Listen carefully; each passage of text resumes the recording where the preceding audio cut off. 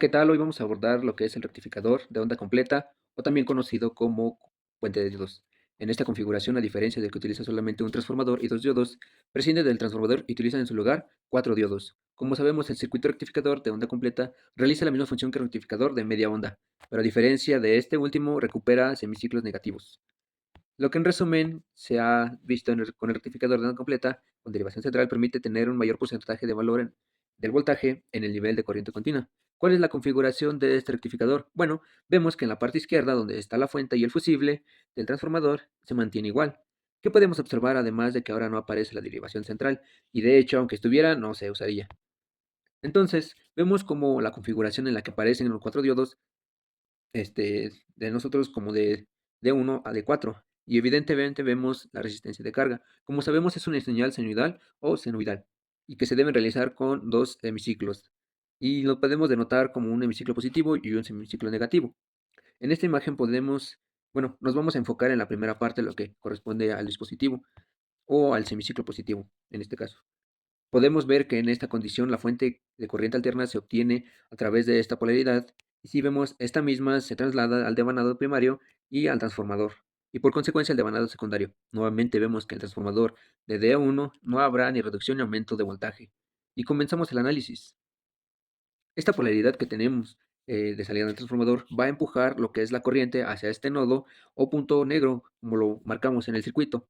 Entonces, de tal manera que la corriente solamente tendrá la opción de desplazarse por D1. ¿Cuál es el motivo? El potencial del positivo que aparece acá va a permitir que el diodo pueda polarizarse en directa y también al mismo tiempo en el D3 estará polarizado en inversa.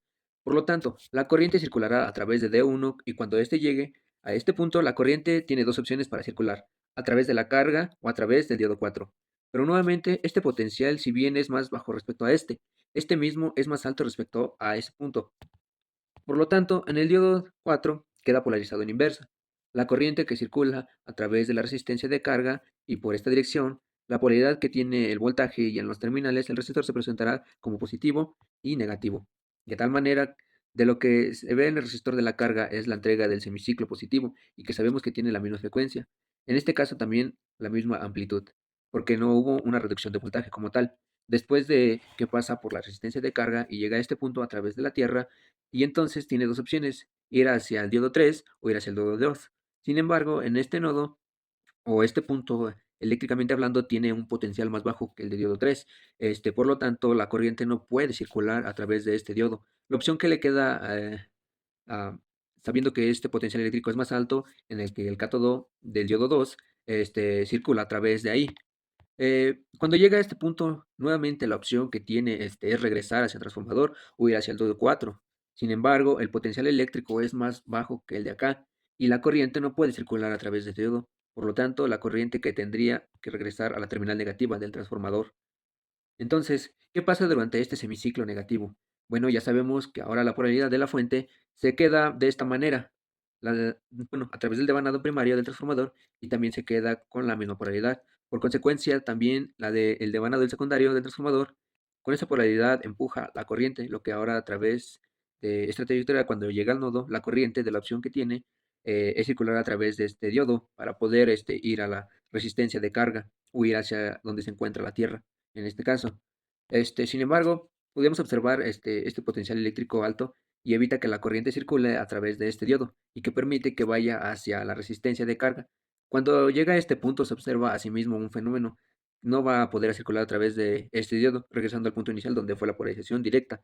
Y la polarización que se le queda es circular a la corriente que a través de la resistencia de carga, pero vemos como nuevamente esta dirección de corriente permite que la resistencia de carga pueda ver un semiciclo positivo nuevamente, que es lo que observamos coloreando en esta parte de aquí abajo. Nuevamente la corriente circula a través de la Tierra y llega a este nodo. Recordemos que ahora en este punto, eléctricamente hablando, exhibe un potencial eléctrico más bajo que el punto de acá. Entonces, que se puede decir que por esa razón la corriente no va a circular hacia acá y tendrá que ir hacia la parte superior. Cuando la corriente de este nodo nuevamente llega, tiene la opción de ir hacia la trayectoria de acá o hacia esta trayectoria. Sin embargo, el potencial eléctrico ahora es más bajo, por lo que la corriente no puede circular a través de este nodo, lo que provoca que la corriente regrese al transformador. Pero, ¿qué parámetros necesitamos para establecer el rectificador de onda completa? Recordemos que son los más importantes el voltaje pico de salida que se obtiene en la resistencia de carga y el voltaje pico inverso que se obtiene en las terminales. Y ahora no solamente de un diodo, sino van a ser de 4 diodos. Entonces quedan en polarización inversa durante cada semiciclo. El voltaje de pico de salida podemos ver que cuando tenemos el semiciclo positivo, que es la polaridad del positivo y negativo, ya sabemos que el diodo 3 y 4 quedan en polarización inversa. El voltaje pico de salida, que es el que medimos en la resistencia de carga, vamos a analizar lo que es el semiciclo y tendremos esta polaridad y más o menos la salida del secundario. Sabemos que en esta condición los diodos 1 y 2 quedan en polarización directa, pero vamos a asumir que estos diodos son ideales, que lo que nos quiere decir es que no va a haber una caída de voltaje entre estos terminales. En resumen, en este punto y a este punto estarían conectados como un circuito o también podemos decirlo como un alambre, en lo cual bueno, conectado con un alambre, podemos decir que estos cuatro diodos de 3 y 4, que recuerden que estos se encuentran en polarización inversa, que nos dicen que si nosotros notamos en este nodo que se presenta en este punto de acá el transformador es con el potencial positivo, podría también este, ser este diodo, ya que está activado en directa. Solamente si fuera un conductor eléctrico y por lo tanto el potencial eléctrico que tenemos en este punto a este nodo corresponde al potencial positivo, pues representaría el mismo de acá. ¿Qué pasará? Bueno, ¿qué pasa con el otro extremo de la resistencia, que es donde vamos a medir el voltaje pico de salida? Nuevamente vemos que se mide de este punto, que es la Tierra, y que se representaría a este de acá, que también podría ser representado con este punto de acá. Pero nuevamente, como el diodo de 2 quedó en directa, prácticamente es el mismo de aquí, y por ende sería la otra terminal del transformador, y por esta razón podemos decir que lo que se mide en este punto, donde está la Tierra, que es lo que mediríamos, es en la terminal de un lado del transformador, que como vemos tiene una gran polaridad negativa. Por esa razón, el voltaje pico de salida para cuando se usa el modelo de diodos ideales es igual al voltaje pico secundario.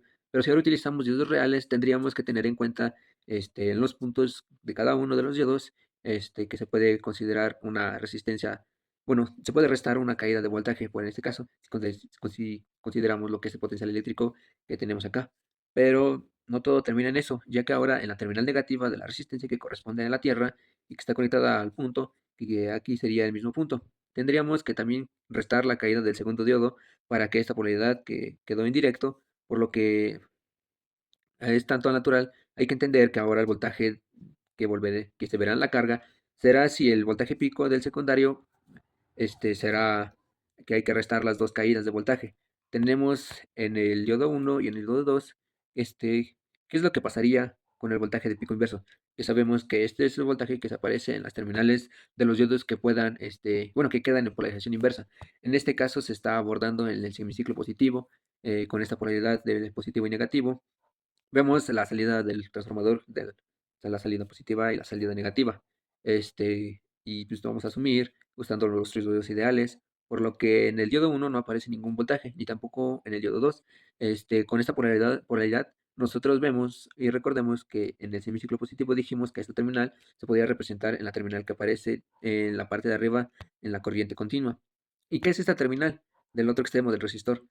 Representaba la terminal negativa a la que se está conectado al transformador, pero queremos ver el voltaje pico inverso entre las terminales del diodo, y este punto de este nodo es de la misma terminal de resistor, y esta negativa, como la que se tiene acá, es la misma, y lo que se nos da a entender es que el voltaje de salida que se le ve en el resistor de carga es el que se vería entre las terminales de este diodo que queda en polaridad inversa, quedaría lo mismo en este caso, para el diodo del sub 3, entonces queda en la misma condición. Entonces, ¿qué pasaría ahora si asumimos que tenemos diodos que ya no son ideales, sino que son diodos prácticos o diodos reales? En este caso ya no podemos establecer que esto represente al mismo nodo que presentamos. Sin embargo, no es difícil ver cuál voltaje de pico inverso que aparecerá entre las terminales de cada diodo en polarización inversa. Este pico inverso se mide entre la terminal del cátodo y el ánodo del diodo, que queda en inversa, que ha sido denotado como el diodo 4.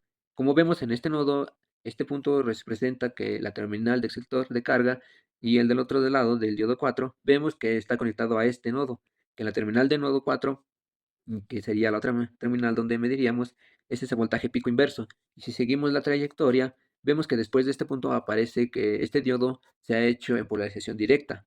Continuamos y encontramos lo que es este ánodo que pasamos a la Tierra y regresamos a la Tierra. Vemos que entonces el circuito que se habría cerrado ahí, si este diodo que se está denotando como el 2, y específicamente su ánodo, lo tomáramos sabiendo que es el mismo punto. Y lo que pasaríamos de este lado, notaríamos lo siguiente. Como podemos ver, el resistor de carga de este diodo en el que queda en polarización directa, en el que al parecer, bueno, este, se puede decir que el voltaje se suman entre ambos cuando aparecen estos puntos. Y esta corresponde, y que se mediría entre el punto de acá y este punto, correspondiendo a nuestro voltaje de pico inverso. De tal manera, que el pico inverso más la caída de los 7 volts que tenemos en el diodo 2 que existen acá y que en polarización directa representarían el mismo voltaje que aparece en las terminales del diodo 4. Como parte final mostramos lo que son los tipos de puentes, diodos, acá es donde se utilizan los cuatro, podemos ver algunos de otros encapsulados que normalmente se emplean para circuitos de mayor consumo de potencia y con eso pues sería la explicación de nuestro diodo de puentes. O no, o más bien, nuestro rectificador de onda completa sin derivación central, que es más conocida como puente de diodos. Hasta luego.